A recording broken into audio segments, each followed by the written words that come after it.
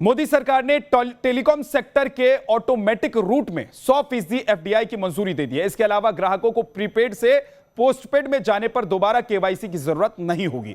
साथ ही भविष्य की नीलामी में स्पेक्ट्रम की अवधि 20 से बढ़ाकर 30 साल कर दी गई है। तमाम मुद्दों पर न्यूज नेशन से खास बातचीत की टेलीकॉम मिनिस्टर अश्विनी वैष्णव ने। केंद्रीय कैबिनेट ने आज बड़े फैसले लेते हुए टेलीकॉम जो डूब रहा था उसको उबारने की कोशिश की है। हमारे साथ में खुद टेलीकॉम मिनिस्टर अश्विनी वैष्णव जी मौजूद हैं। सर, अहम सवाल सबसे पहले जो आपने किया, तमाम उन लोगों को जो कोरोना वॉरियर्स एक तरह से हैं, टेलीकॉम के लिए काम करते हैं, उनके लिए आपने तालियों के साथ उनका स्वागत किया कि उन्होंने अच्छा काम किया। उनके लिए क्या कहेंगे? सबसे पहले वो क्वेश्चन। प्रधानमंत्री श्री नरेंद्र मोदी जी का हमेशा ध्यान रहता है कि हमारे समाज के जो सबसे ज़्यादा गरीब व्यक्ति हैं, जो हमारे सबसे अवहेलित हैं, वंचित हैं, जिनके बारे में कोई नहीं सोचता, उनके बारे में मोदी जी सोचते हैं। तो ये उनका मैसेज था कि देखो, कोरोना के टाइम में अगर लोग फाइबर कनेक्शन का ध्यान नहीं देते, टेक्नीशियन अगर काम नहीं करता, तो क्या इस देश को ये सुविधा मिल सकती थी? क्या इस देश को बचा सकते थे? तो ये मोदी जी का मैसेज था कि उन सबको धन्यवाद देना है। और इसके बाद में हम आप आते हैं मुद्दे के ऊपर, क्योंकि बड़े फैसले लिए गए खासतौर पे टेलीकॉम को उबारने के लिए। एजीआर बकाया को जो है 4 साल के मोरेटोरियम अवधि में लाया गया। क्या स्कीम होगी और इससे कैसे उबारा जाएगा टेलीकॉम सेक्टर को? देखिए, टेलीकॉम सेक्टर का जन जन पर प्रभाव है, सबके लिए ज़रूरी है। तो बहुत ज़रूरी है कि ये सेक्टर हेल्दी रहे। हेल्दी कैसे रहेगा? हेल्दी रहेगा जब इसमें इन्वेस्टमेंट्स और करने की क्षमता रहेगी टेलीकॉम प्लेयर्स की। इन्वेस्टमेंट करने की क्षमता कैसे रहेगी? जब उनकी बैलेंस शीट्स हेल्दी रहेगी, उनका कैश फ्लो सिचुएशन बेटर रहेगा, जितनी इनकम आती है उस इनकम से वो इन्वेस्टमेंट कर सके।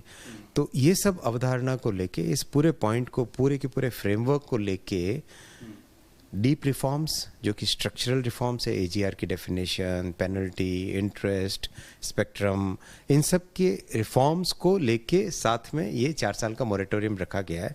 इससे इंडस्ट्री आज ऐसी सिचुएशन में आ रही है कि जो ग्रोथ का पोटेंशियल है, जो पब्लिक को सर्विस देने का पोटेंशियल है, वो बहुत मात्रा में बढ़ेगा।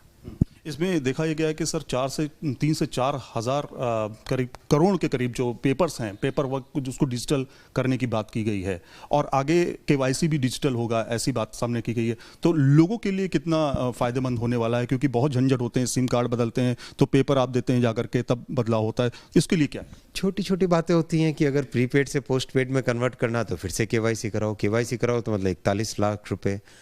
तो एक छोटा सा नॉमिनल 1 रुपये का चार्ज, प्लस प्रीपेड पोस्टपेड में कोई केवाईसी नया न करना पड़े, प्लस बहुत सारे डिजिटल इंडिया का ज़माना है, बहुत सारे कागज़ अगर भरते रहो, फॉर्म भरते रहो, फिर उन फॉर्म्स को किसी वेयर हाउस के अंदर जमा करके रखो, ऐसा तो नहीं है ना। मोदी जी का विजन तो डिजिटल इंडिया का है। सर, इसमें आपने ये भी फैसला लिया, खासतौर कैबिनेट ने ये फैसला लिया कि जो 20 साल की अवधि है स्पेक्ट्रम की, उसको 30 साल कर दिया गया।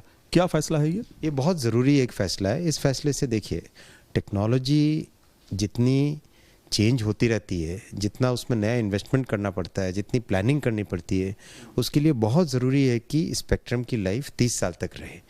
ये इंडस्ट्री की बहुत लंबे टाइम से डिमांड थी, और इस डिमांड को आज honourable prime minister Modi ji ने इसको अप्रूव किया कैबिनेट में। आखिरी सवाल सर कि 5G को लेकर के बहुत सारे सवाल खड़े हो रहे हैं और तमाम लोग मानते हैं कि 5G अब आने वाला है। भारत की तकनीक के साथ 5G आएगा, इसके बारे में आप लोगों का क्या फैसला है? ये गर्व की बात है देश के लिए कि मोदी जी ने 4G 5G की technology, core network, radio access network, दोनों के दोनों इंडिया में डेवलप करने के लिए, भारत में डेवलप करने का जो लिया है फैसला, इस फैसले से आज हम निर्भर रहते थे विदेशी टेक्नोलॉजी पे।